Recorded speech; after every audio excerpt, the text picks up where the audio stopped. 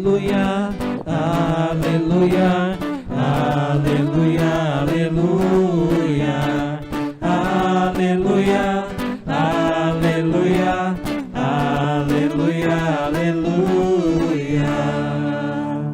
O príncipe deste mundo agora será expulso, e eu da terra levantado atrairei todos a mim mesmo.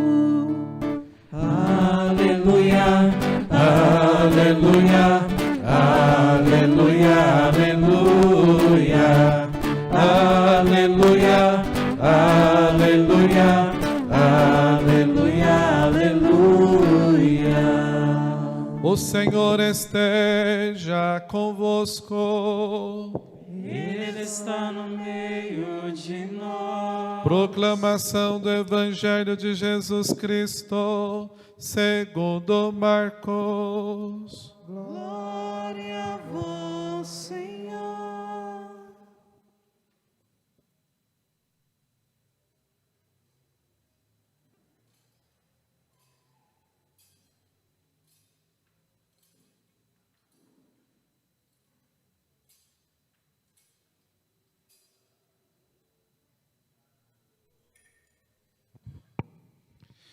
Naquele tempo, Jesus voltou para casa com os seus discípulos, e de novo se reuniu tanta gente que eles nem sequer podiam comer. Quando souberam disso, os parentes de Jesus saíram para agarrá-lo, porque diziam que estava fora de si. Os mestres da lei que tinham vindo de Jerusalém diziam que ele estava possuído por Beelzebu, pelo príncipe dos demônios, ele expulsava os demônios. Então Jesus os chamou e falou-lhes em parábolas. Como é que Satanás pode expulsar a Satanás? Se um reino se divide contra si mesmo, ele não poderá manter-se. Se uma família se divide contra si mesma, ela não poderá manter-se. Assim, se Satanás se levanta contra si mesmo e se divide, não poderá sobreviver, mas será destruído.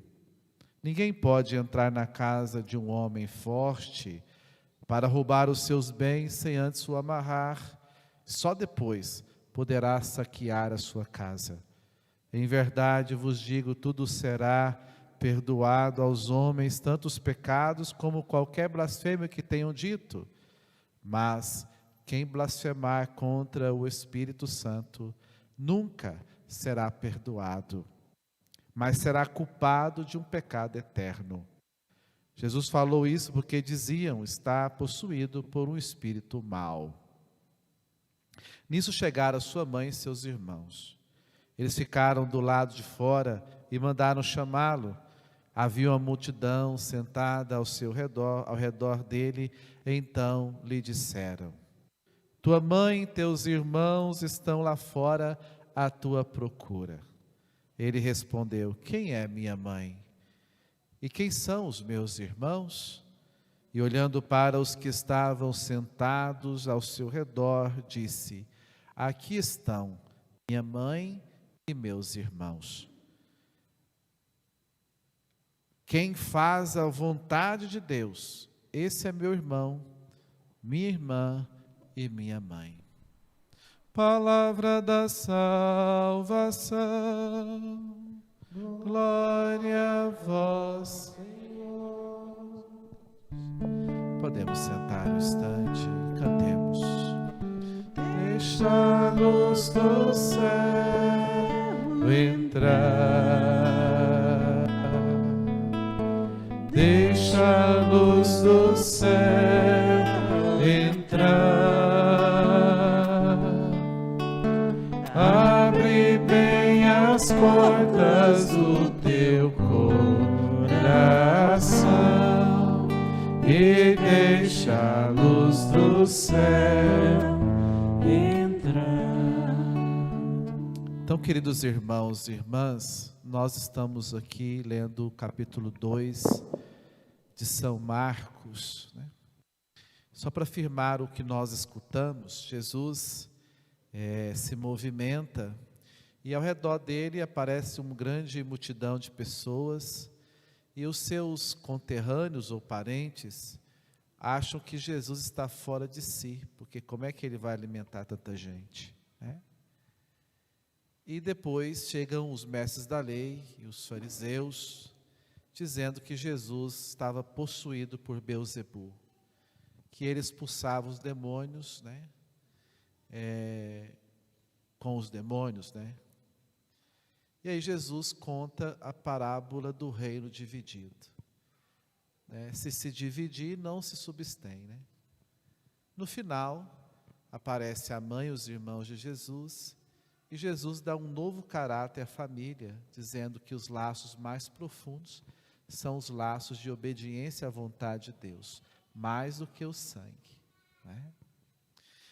Mas, ao escutar isso, o tema principal que permeia essa perícope, ou todo o capítulo 2 até o capítulo 9, diz respeito, na verdade, à identidade de Jesus Cristo. Tanto é que no capítulo 9, na metade do Evangelho de Marcos, capítulo 9, tem aquele famoso episódio que ele pergunta aos seus discípulos: o que o povo fala que ele é? Depois pergunta para eles: e vocês, quem dizem que eu sou? Né? Aí Pedro fala: tu és o Messias, o Filho do Deus vivo. Mas o capítulo 2 e seguintes vão mostrar controvérsias de Jesus com os fariseus e mestres da lei, como também vai aparecer milagres de Jesus Cristo, aonde ele pede o chamado segredo messiânico: não fala o que você fez, que foi feito. Mas aí o povo falava assim mesmo, o povo era linguarudo desde aquela época, né? E saía falando que foi Jesus que fez, etc. Então, gira em torno da identidade de Jesus Cristo. E aqui, de uma forma específica, como Jesus era visto? Pelos seus parentes como alguém louco, e pelos mestres da lei como alguém possuído por espírito mau, não é? E aqui abre perspectivas para que com a parábola ele mostrasse, né? Mostrasse que ele veio para salvar e libertar. Em um episódio análogo a esse, em outro evangelista, ele fala até para as pessoas que o confrontam: se eu expulso pelo dedo de Deus, que é um outro nome para o Espírito, então a salvação chegou entre vós. Então, quando Jesus vem, o demônio corre. É um sinal messiânico, conforme anuncia em Lucas 4, a expulsão dos demônios, o reino de Satanás, né? A gente é libertado, né? Por isso que o nome de Jesus, né, Yeshua, Jesus, significa Deus salva, assim como a palavra Mexiá, ou seja, ungido, ou traduzido para o grego, Christos, Cristo, né? Ou seja, aquele que tem o Espírito de Deus, aquele que o Espírito de Deus age nele. Então Jesus é o ungido do Pai, que veio para nos salvar. E Jesus fala então que desse reino não pode haver divisão, nem mesmo entre o diabo. Ele divide as coisas, mas entre si não é dividido, senão o intento dele não é realizado. Mas ele anuncia também que aquele que duvida do Espírito de Deus ou blasfema contra o Espírito de Deus, esse não tem perdão, né? Então Jesus age em obediência ao Pai. A grande força de Jesus, como Deus humanado, está na sua obediência ou fidelidade ao projeto de Deus. Fala isso aqui, está numa homilia para trás. Assim como também no seu amor por nós. E é nessa obediência, como o novo Adão, que vem trazer a libertação, certo, do pecado e do demônio, que uma vez o velho Adão caiu. E aqui está a conexão com a primeira leitura. A primeira leitura é tirada do livro de Gênesis. O livro de Gênesis é um livro das origens. Ele foi escrito para responder às nossas perguntas existenciais. De onde eu vim? Para onde eu vou? Tanto é que se você ler Gênesis, você vai ver a origem do mundo, a origem do homem, lá para metade de Gênesis para lá, você vai ver a origem do povo de Deus, aí a era dos patriarcas, Abraão, Isaac, Jacó, José, não é? Mas também aqui você vê a origem do mal. Você vai ver o primeiro homicídio, Caim e Abel, você vai ver o primeiro pecado homossexual, do onamismo, de Onã, e aí vai, né? Gênesis vai mostrando, né? Através de uma figura mítica, às vezes também metafórica, poética, a linguagem disso. Então nós entramos aqui dentro desse texto da queda. Então, se Adão e Eva sabem que vieram da mão de Deus, Deus é a sua origem e Deus é o seu fim, e foi criado para a comunhão com Deus, então de repente Deus se esbarra com: cadê Adão? E essa pergunta que nós ouvimos: Adão, onde estás? Não é uma pergunta no sentido físico, né? Eu estou aqui no salão, né? Eu estou aqui atrás da árvore, não. É uma pergunta existencial. Ele sabe que veio de Deus, sabe que vai voltar para Deus, sabe que foi criado para a comunhão com Deus. Então, Adão, onde você está? E Adão fala: Senhor, eu me escondi, porque estou nu e tive medo. Como é que você sabe que você está nu? Já sei, você me desobedeceu. Deus havia colocado um limite no livre-arbítrio: não comereis do fruto do meio do jardim. E ele fala: eu comi, mas a culpa é de Eva. Né? E Eva é procurada pelo Senhor, ele fala: foi a serpente que me seduziu. Aqui dá para concluir algumas coisas. Primeiro, o mal não é querido por Deus. O mal não veio de Deus. O mal também não está na criação, porque tudo que Deus fez é bom. Qual é a origem do mal, então? A origem do mal está no mau uso do livre-arbítrio. Mas antes também sobre a influência do maligno. Então o mal vem do maligno, mas não no sentido como princípio, porque senão nós cairíamos no maniqueísmo. Não como princípio, mas como escolha. Então, desde São Tomás de Aquino, na era da prova dos anjos, e aí também citando até Apocalipse, segundo São Tomás, foi dado aos anjos a visão de que o próprio Deus se encarnaria, e eles tinham então que obedecer ao Senhor e adorar. E aí Lúcifer e a sua cambada ecoou no céu: não servirei. Por trás do não servirei está o orgulho, a vaidade, o querer ser igual a Deus e não querer se inclinar diante de um Deus que não se tornou anjo, mas homem, inferior aos anjos. E aí ele cai. Mas o orgulho foi tanto que não é possível voltar atrás. É um pecado contra o Espírito de Deus. Mas aí o demônio agora está aqui, na nossa época da prova, tentando estender o seu mal a todos aqueles que escolhem, seduzidos por ele. Por isso que Deus, sendo verdade, ele inventa mentira. Deus, sendo realidade, ele inventa ilusão. Então a tentação que Adão e Eva sofrem é essa: come e você será como Deus. Diz João Paulo II, o problema de Adão e Eva foi querer ser Deus sem Deus. Então, o orgulho de querer ser como Deus, conhecedor do bem e do mal, levou eles à desobediência. E na desobediência, eles perdem a graça. Então, a grande desgraça do homem é fazer a sua própria vontade.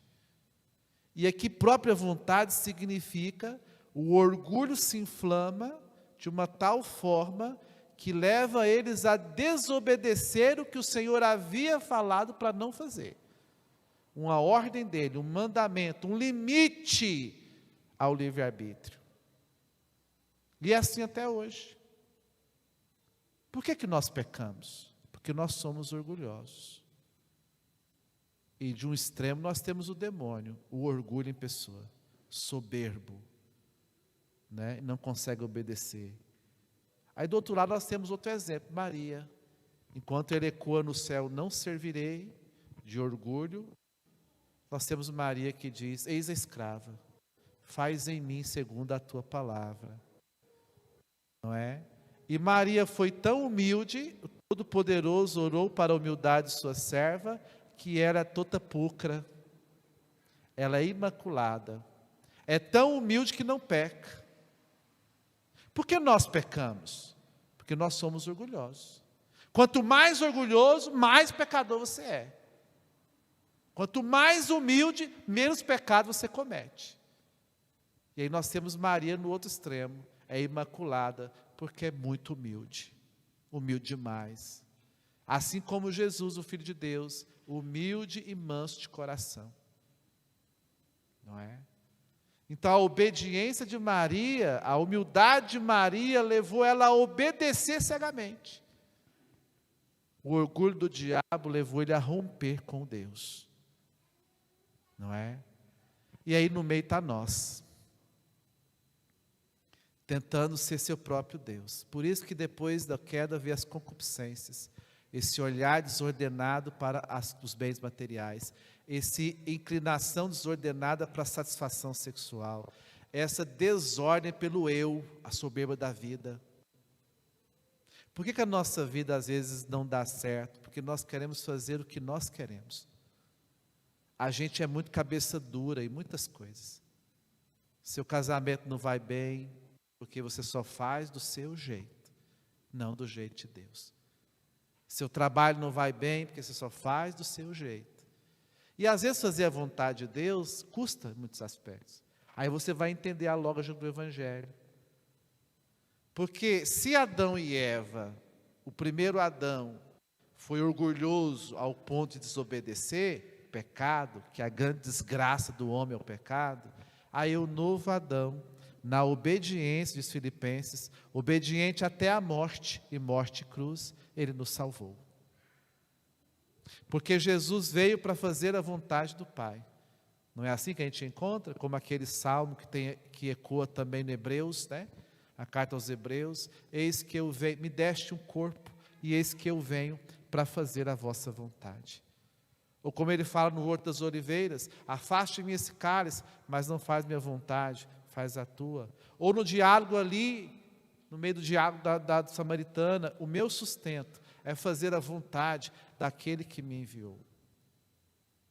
E aí a gente vê então a importância da obediência, mas obedecer tem que ter humildade, senão não consegue. Não é assim o seu filho? Quando seu filho desobedece o pai, ele se dá mal. Dá mal. Porque o pai, as mães, às vezes vê certas coisas, né, que ele não vê. Então, aquela história, né, que obedece nunca erra, né? Então, nós precisamos obedecer a Deus e ao seu projeto. Diz Santo Afonso que a felicidade ou a santidade consiste em fazer a vontade de Deus. Em fazer a vontade de Deus. O demônio é incapaz de obedecer. Ele obedece pela força divina. Porque Deus é Deus. Mas não de livre espontânea. Porque é orgulhoso demais para voltar atrás. E aí isso me preocupa, porque no mundo em que nós vivemos, também tem muita gente orgulhosa. É aqui que entra o pecado contra o Espírito. O pecado contra o Espírito está alojado no orgulho, para ficar bem redundante, ensoberbado. Aí ele vai cair no que a gente chama de obstinação, a pessoa quer pecar, e não quer se arrepender. Aí é pecado contra o Espírito, não porque Deus não pode salvá-lo, mas ele quer tanto pecar e não quer se arrepender, que não é possível salvar quem não quer ser salvo. Não é possível salvar quem quer ser salvo. A outra é a pessoa está tão desesperada, que ela não consegue confiar na misericórdia de Deus. Aí ela também se perde para sempre. Outro pecado contra o Espírito Santo. Foi assim entendido muitas vezes o suicídio, por exemplo, desespero, né? Desconfiou da misericórdia, não consegue confiar em Deus, embora hoje tem muito também a dimensão da misericórdia, não vou entrar aqui. Mas quando nós olhamos então para a nossa vida e nós entendemos que Jesus então expulsa o demônio, a salvação acontece pela sua obediência ao Pai. E mais ainda, a obediência ganha uma nova perspectiva também. Porque ele fala que aqueles, é pai e mãe, irmão dele, ou é família dele, não sangue, mas aqueles que fazem a vontade de Deus. É assim que termina o Evangelho. Então as pessoas que comungam do Pai, as pessoas que fazem a vontade de Deus, então eles estão unidos em comunhão com Cristo. Eles fazem parte da família de Jesus Cristo. É a obediência a Deus que nos torna a família de Deus. Não o sangue, porque nós não podemos ser Deus, né? Mas por graça, essa resposta de fé obediente, o catecismo fala de obediência de fé. Os dois modelos citados é Maria e Abraão. Ou seja, eu me submeto àquilo que eu creio. Isso me torna então família de Deus. Aí você vai entender a importância da humildade e da obediência. Se você for fazer uma analogia e catando, se você tem a frequência, se você tem o hábito de ler a palavra, você vai lembrar. Por exemplo, por isso que ele vai dizer, olha, renuncia a você mesmo. Porque tu é o teu maior problema. Renuncia a si mesmo. Pega a sua cruz cada dia e me siga. Se você quiser ganhar o mundo, você vai perder. Mas se você perder a vida por causa de mim, você vai ganhar. O que você pode dar em troco de sua vida? Nada. Se você morrer, você vai dar muito fruto. Se você não morrer, vai ficar sozinho. Quer ser o último? Quer ser o primeiro? Seja o último. Quer ser o maior? Seja o menor. Seja como a criança de Jesus. Seja como as crianças. Eu, teu Deus, vim não para servir, ou não para ser servido, mas para servir, dar a minha vida em resgate a muitos. Entre vós não podeis ser assim, diz Jesus. Querer ser grande, maior. Não é à toa que no canto de Maria se fala, né? Deus exalta os humildes e resiste aos soberbos. Mas nós também sabemos que nós viemos de Deus. Nós também sabemos que nós vamos voltar para Deus. Nós também sabemos que Deus nos criou para ser sua família, para obedecer os mandamentos, crer nele e ser família dele. Mas aí a pergunta que podia fazer também para você hoje, né? Sabendo disso, onde você está? Existencialmente, onde você está? Aí tem pessoas que estão em pecado há muito tempo. Há um orgulho para cair e há um orgulho para voltar à graça. Porque o demônio não quer fazer você somente pecar. Esse é o primeiro passo. O demônio quer escravizar você no pecado, para que você não tenha coragem, porque para confessar tem que ter humildade. Para confessar com seu pároco ainda mais ainda. Porque é um ato humilhante, confissão. Mas o orgulhoso confessa direto para Deus. Ele demora a se confessar, ele nunca tem tempo, não é prioridade. Entende? Ele não precisa de Deus. O orgulhoso nem reza. Para que rezar? Para que orar? Eu dou conta, eu acordo, eu trabalho, eu cuido da minha vida, eu parar meu tempo, meia hora para rezar. Tem tempo para isso não. Isso é orgulho. Porque o humilde, ele é orante. Porque ele sabe o que ele é, quem ele é, ele sabe quem Deus é e sabe como ele precisa de Deus. Não é só da boca para fora. E aí quando a gente vai se afastando de Deus, tudo desordena ainda mais. Então aonde você está? Em que lugar você está? O que você anda fazendo? A qual distância você está? Por que se esconde? Adão perdeu a comunhão com Deus, mas o Senhor nos liberta do mal. Você é família de Deus? Você é obediente. Claro que humildade não tem a ver com simplicidade, né? E nem com pobreza, né? A gente tem essa mania, né? Ó, fulano é tão humilde, o cara é pobre, mas não é humilde não, tem muito pobre, muito orgulhoso. A humildade de Santa Teresa é a verdade. Eu sou o que sou, nem mais, nem menos. Tem qualidades e defeitos. Então, a gente pode ser orgulhoso, no sentido de soberba, inflar, achar que é o gás da coca. Ou a gente pode ter um orgulho ferido, se achar menor do que as pessoas, né? Esse tipo de orgulho te impede de fazer a experiência de Deus, que é verdade, que é amor, que é misericórdia, que é graça, né? Então, por isso que a confissão é uma coisa muito bonita, né? A pessoa chega lá e fala, bate no peito e fala, Padre, eu pequei, eu fui capaz de fazer isso, eu escolhi isso por minha culpa, minha tão grande culpa. Porque eu não fui forte o suficiente, porque eu fui orgulhoso, porque eu não evitei, né? Tem que ter muita humildade, não é? Por isso que o orgulho não te leva à confissão e nem à oração. Por isso que o orgulhoso certamente se perderá. Aonde você está?